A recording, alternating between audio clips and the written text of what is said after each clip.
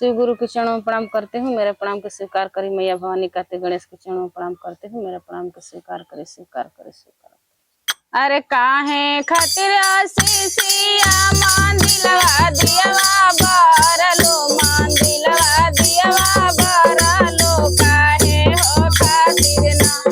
के सोहर के गोड़वा लगलो, काहे हो खातिर ना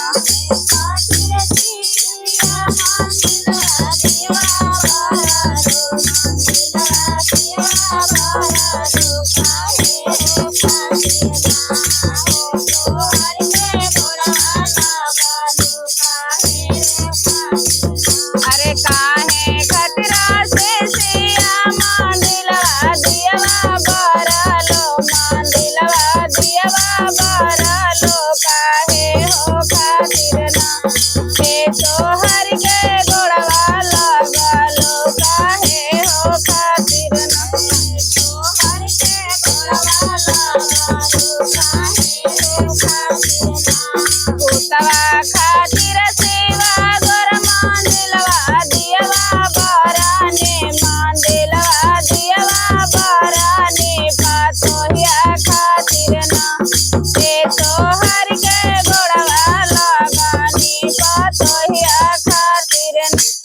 खातिर सिया मान दिलवा दियवा बराने, मान दिलवा दियवा बराने, पातोहिया खातिर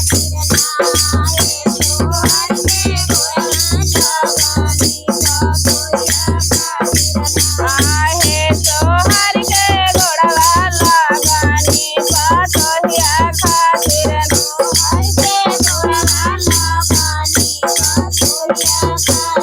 काहे खतरा से सिया मान दिलवा दियवा बरलो, मान दिलवा दियवा बरलो, काहे हो खातिर ना के सोहर के गोड़वा लगलो, काहे हो खातिर ना सोहर के गोड़वा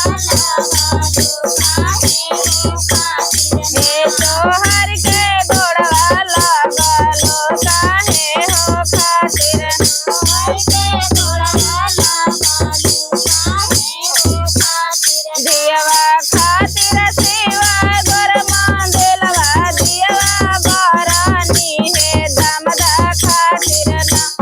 हे सोहर के गोड़वा लगानी, दमदा खातिर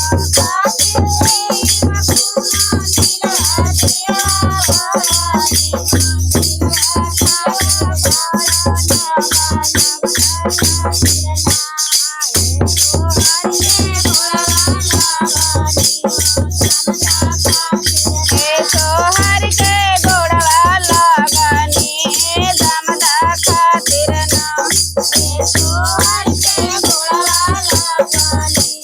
दमदा खातिर काहे खातिर से सिया मान दिलवा दियवा बरलो, मान दिलवा दियवा बरलो, काहे हो खातिर ना हे सोहर के गोड़वा लगलो, काहे हो खातिर ना सोहर के गोड़वा लगलो, काहे हो खातिर नातिया खातिर सेवा गोर मान दिलवा दियवा बराने, नाचने खातिर ना आहे सोहर